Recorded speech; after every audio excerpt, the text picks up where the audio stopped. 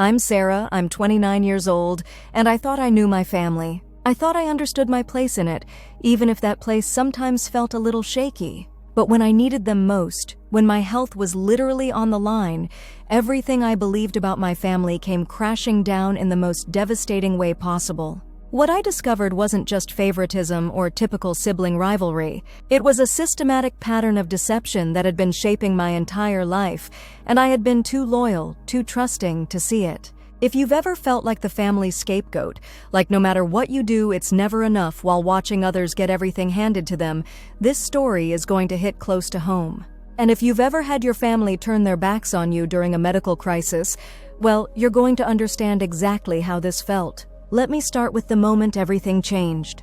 3 months ago, I was diagnosed with a condition that required immediate surgery. Not elective, not cosmetic, not something I could put off. My doctor was very clear that without this procedure, my condition would deteriorate rapidly and could become life-threatening. The surgery itself would cost $18,000, and that was with insurance covering the majority. I had been working as a teacher for 6 years, putting every extra penny into my emergency fund, but $18,000 was still more than I had saved. My first instinct was to figure it out myself. I looked into payment plans, considered medical loans, even thought about crowdfunding. But my mom called me that evening and could hear the stress in my voice. When I explained what was happening, she immediately said I should ask Dad for help. She reminded me that he had always told us kids that family takes care of family, that money was never more important than our health and well-being. So I swallowed my pride and called my father. I explained the situation, showed him the medical documentation, laid out exactly what I needed and when. I even offered to sign a formal loan agreement with interest if that would make him more comfortable. His response still echoes in my head. He called me selfish. He said I was always looking for handouts, that I needed to learn to stand on my own 2 feet, that other people my age figured things out without running to Daddy for money. I was devastated, but what made it 10 times worse was what I discovered just 2 weeks later. My sister Jessica, who is 26, had been bragging on social media about her amazing new car. Not just any car, but a brand new BMW that she'd bought with cash. When I saw the posts, something didn't add up. Jessica worked part-time at a boutique and lived in an expensive apartment that I knew she could barely afford. There was no way she had $20-something thousand lying around for a luxury car. That's when our cousin Marcus let it slip during a family barbecue. He mentioned how generous Dad had been to give Jessica $40,000 cash for her car and apartment deposit. $40,000 cash. No loan agreement, no lecture about standing on her own feet, no questions asked about whether she really needed it. I sat there grilling corn and trying to process this information. My dad had $40,000 to give my sister for wants, but not $18,000 to help me with a medical need. The contrast was so stark it felt like a physical punch to my stomach. But what really started bothering me was how everyone was acting like this was completely normal, like of course Dad would give Jessica that kind of money, like it wasn't worth mentioning to me. That night, I started thinking back over the years, really examining the patterns I had been too close to see clearly. The more I remembered, the more a picture began to emerge that made me feel sick. When Jessica graduated high school, Dad paid for her entire college education up front. 4 years at a private university, room and board, spending money, even a study abroad semester in Italy. The total had to be close to $200,000. When I graduated 2 years later, Dad told me that he believed in the value of hard work and that paying my own way would make me appreciate my education more. I took out student loans, worked 3 part-time jobs throughout college, and graduated with $38,000 in debt. When Jessica wanted to move to the city after college, Dad paid her security deposit and first 6 months of rent while she found herself. When I wanted to move from my teaching job, Dad told me that moving expenses were a good lesson in budgeting and planning ahead. When Jessica decided she wanted to try being an influencer and needed professional photos and equipment, Dad funded her entire setup. When I asked for help buying school supplies for my classroom because the district budget was so limited, Dad said that was my employer's responsibility, not his. The pattern was so consistent, so blatant, that I couldn't believe I had never seen it before. Everything Jessica wanted was supported, funded, celebrated. Everything I needed was a character-building opportunity for me to handle alone, but it went deeper than just money. I started remembering family gatherings, holiday conversations, the way accomplishments were discussed. When Jessica got her first brand partnership as an influencer, making maybe $200, Dad called everyone in the extended family to brag about his entrepreneurial daughter.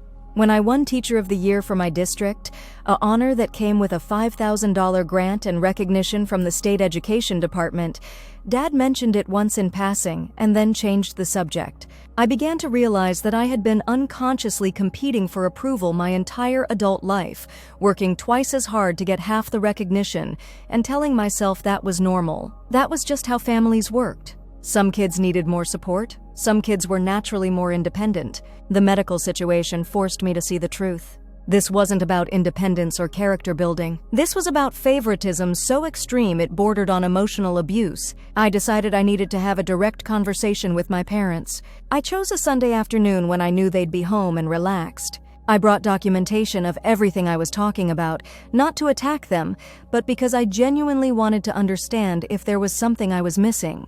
I sat down with both my parents and explained what I had observed. I laid out the financial disparities, the different standards, the way my achievements were minimized while Jessica's were celebrated. I asked them directly if they could help me understand why there was such a clear difference in how they treated their daughters. My mother got defensive immediately. She started talking about how I had always been the strong one, how I didn't need as much help, how Jessica was more sensitive and required more support. My father was more blunt.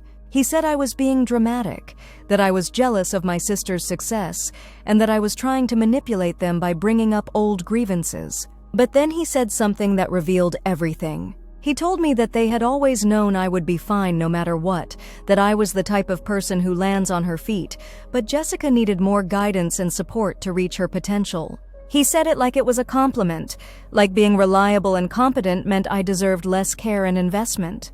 That's when I understood that my parents had created two completely different categories for their children. Jessica was the precious one who deserved protection, support, and investment. I was the sturdy one who existed to be self-sufficient and not cause problems. My role in the family was to need less so that Jessica could have more.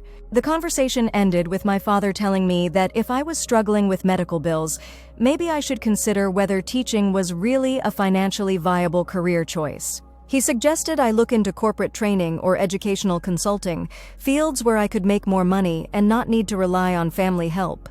I left that meeting feeling more alone than I had ever felt in my life. Not only were they refusing to help me with a medical crisis, they were actively blaming me for having the crisis and suggesting I overhaul my entire career to avoid needing support. That week, I did something I had never done before. I reached out to extended family members and asked them directly about the financial support they had seen my parents provide over the years. What I learned made me realize the situation was even more extreme than I had understood. My aunt revealed that my parents had helped Jessica with a $15,000 credit card debt just 6 months earlier. My uncle mentioned that they had paid for Jessica's car insurance for the past 3 years, something I had been handling myself since I was 18. My grandmother, thinking she was sharing good news, told me about how my parents were planning to help Jessica with a down payment on a house next year. I added up everything I could verify, and my parents had provided Jessica with well over $300,000 in direct support over the past 8 years. Not loans, not payments she was expected to return, just gifts and ongoing financial assistance. Meanwhile, I had received nothing except lectures about independence and responsibility. But the money wasn't even the most painful part. It was the realization that I had been essentially gaslit for years into believing that the differential treatment was about my character strengths rather than favoritism. I had been told I was strong, independent, and capable, but what that really meant was that I didn't matter enough to invest in. I made the decision to handle my medical situation completely on my own. I took out a personal loan, set up a payment plan with the hospital, and picked up tutoring work on weekends to cover the additional expenses. I had my surgery, recovered successfully, and managed my finances without any family assistance. During my recovery, I spent a lot of time thinking about my relationship with my family and what I wanted it to look like going forward. I started seeing a therapist who helped me understand that what I had experienced was a form of emotional neglect disguised as character building.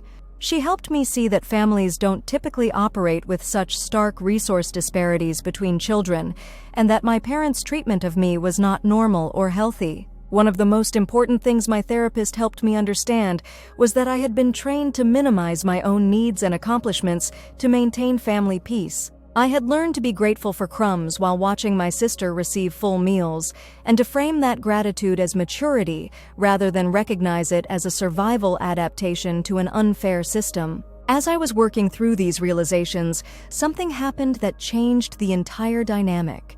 I received notification that I had been selected as one of 15 teachers nationwide to receive a Federal Excellence in Education Award. The award came with a $50,000 grant for educational innovations and a formal recognition ceremony in Washington, D.C. This wasn't a local or state recognition.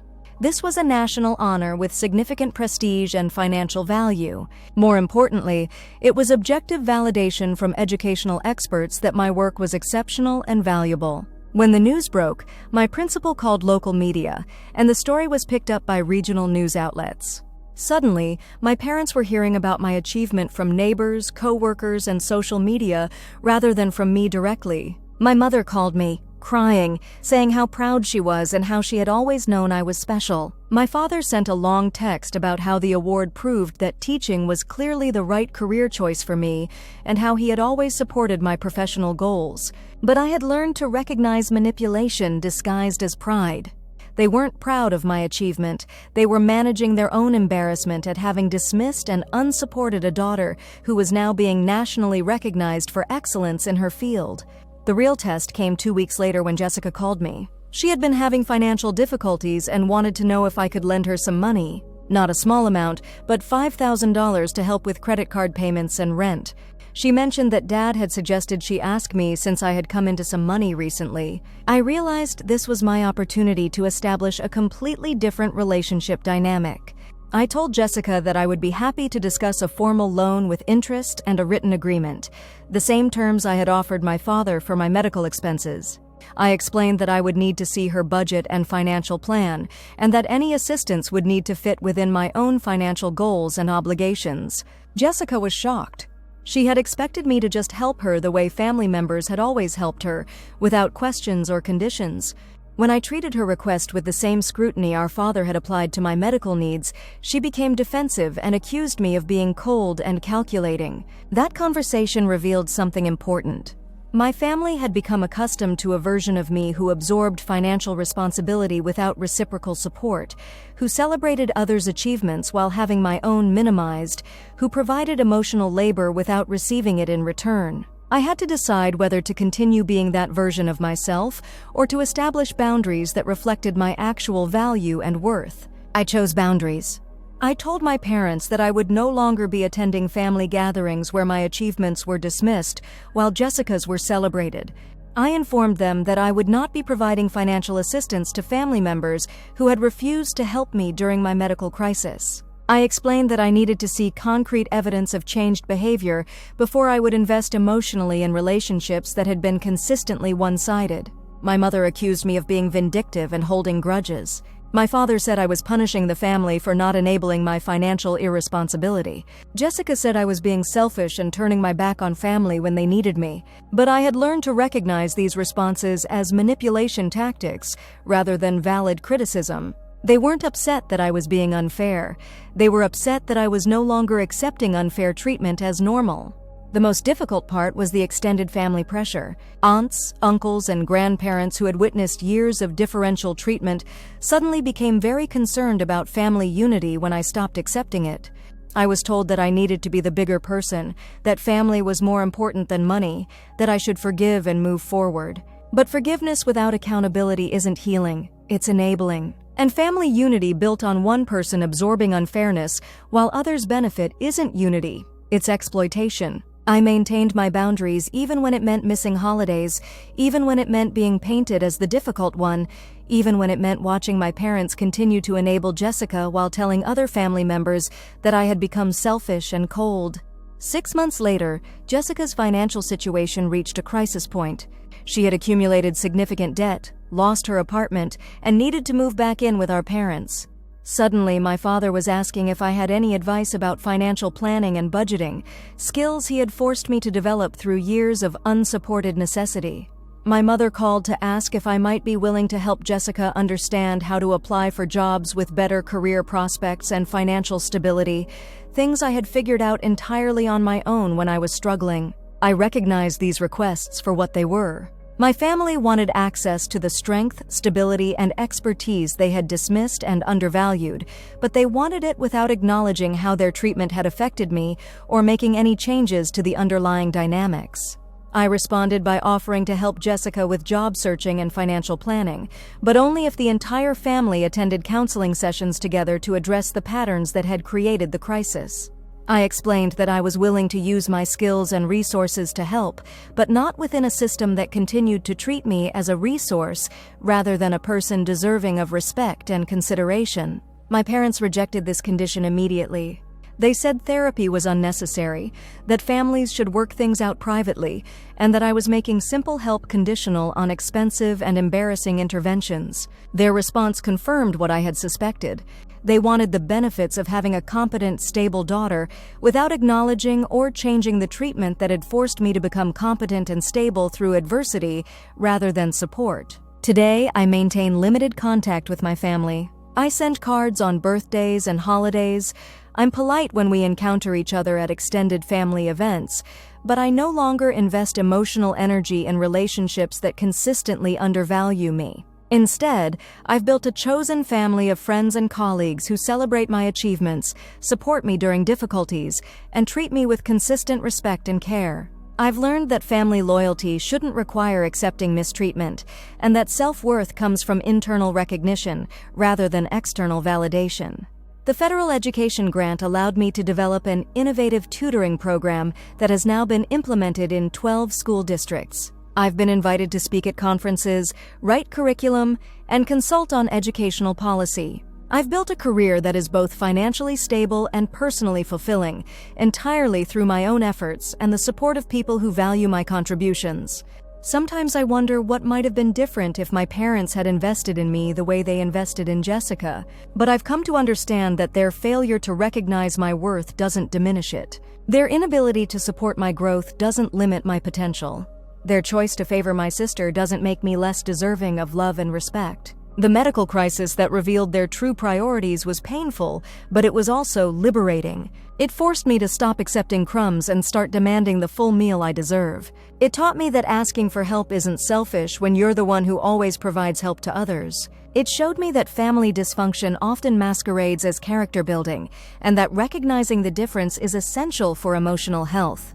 My therapist helped me understand that children who are treated as the strong ones, the independent ones, the ones who don't need as much support, often grow up believing that their needs are inherently less important than other people's needs. We learn to find our worth in what we can provide rather than in who we are. Breaking that pattern requires recognizing that our needs matter, that our achievements deserve celebration, and that relationships should involve mutual support rather than one-sided giving. If you're watching this and recognizing patterns from your own family, I want you to know that what you experienced was real, even if other people minimized it. Your needs matter, even if you were taught to believe they don't. Your achievements deserve recognition, even if your family didn't provide it. And you have the right to expect reciprocal care in your relationships, even if you were raised to believe that giving without receiving was virtuous. The money my father gave my sister versus his response to my medical needs wasn't about financial circumstances or fairness. It was about established family roles that privileged one child's comfort over another child's health. Recognizing that pattern allowed me to make different choices about which relationships deserved my continued investment. Setting boundaries with family is difficult because we're often told that family relationships should be unconditional, but unconditional love doesn't mean accepting conditional treatment. It doesn't mean tolerating behavior from family members that we wouldn't accept from anyone else. Real family support looks like celebrating each other's achievements, helping during genuine crises, and treating each family member with consistent respect and consideration. It doesn't look like systematic favoritism disguised as character development. I want to end by saying that healing from family dysfunction is possible, but it requires honest acknowledgement of what happened and active choice to create healthier relationship patterns going forward. Sometimes that means limiting contact with family members who refuse to change. Sometimes it means building new support systems with people who value you appropriately. It always means recognizing that your worth isn't determined by how your family treated you, but by who you choose to become despite their limitations. Have you experienced favoritism in your family that was disguised as character building?